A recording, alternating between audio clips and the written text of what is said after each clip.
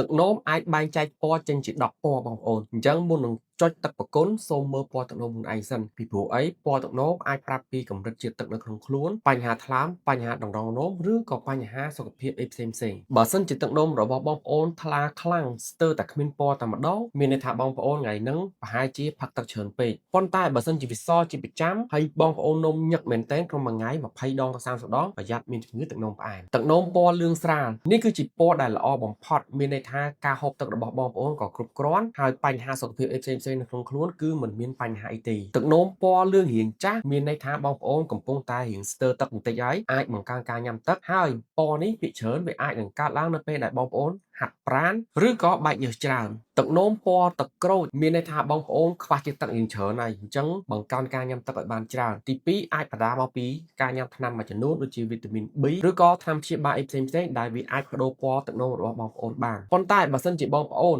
ញ៉ាំទឹកបានគ្រប់គ្រាន់មិនមានញ៉ាំវីតាមីនអីផ្សេងទេឬក៏ថ្នាំព្យាបាលផ្សេងទេបូករួមជាមួយនឹងស្បែកលឿងភ្នែកលឿងអានឹងប្រយ័ត្នមានជំងឺថ្លើមទឹកនោមពណ៌ទឹកក្រូចចាស់អានឹងមានន័យថាបងប្អូនខ្វះជាតិទឹកច្រើនមែនទែនតែម្ដងមិនដឹងថាបងប្អូននៅតំបន់ដាច់ស្រយាលឬក៏មិនទេពីព្រោះជាទូទៅយើងតែងតែមានទឹកញ៉ាំគ្រប់គ្រាន់យ៉ាងច្រើនស្ទើរបន្តិចតួចអីទេប៉ុន្តែបើសិនជាញ៉ាំទឹកទៅគ្រប់គ្រាន់ទេប៉ុន្តែវាពណ៌ទឹកក្រូចចាស់បងប្អូនអាចនឹងមានបញ្ហាថ្លើមបញ្ហារលាកថង់ទឹកប្រមាត់ឬក៏បញ្ហាសាច់ដុំធ្ងន់ធ្ងរទឹកនោមពណ៌ត្នោតឬពណ៌ខ្មៅនេះគឺជាពណ៌កម្រសឹងថា1000អ្នកមិនទាន់មានមួយផងប៉ុន្តែក៏ត្រូវតែកត់សម្គាល់ដែរបងប្អូនបើសិនជាឃើញពណ៌ហ្នឹងហើយមិនបាច់អង់ដឺច្រើនទេបងប្អូនទៅជួបពេទ្យតែម្ដងទៅអាហ្នឹងមានន័យថាបើមានបញ្ហាថ្លើមគឺថ្លើមធ្ងន់ធ្ងរបើមានបញ្ហាសាច់ដុំគឺសាច់ដុំធ្ងន់ធ្ងរតែម្ដងទឹកនោមពណ៌ផ្កាឈូកឬក្រហមអាហ្នឹងក៏ធ្ងន់ធ្ងរដែរបងប្អូនទី1អាចនឹងបងប្អូនមានគ្រោះដង្រងនោមអាចមានមហារីកផ្លូវដង្រងនោមប្លង់នោមអីហ្នឹងឬក៏មានការឆ្លងរោគអីផ្សេងទឹកនោមពណ៌ខៀវឬក៏បៃតងអាហ្នឹងអាចមកពីចំណីអាហារឬក៏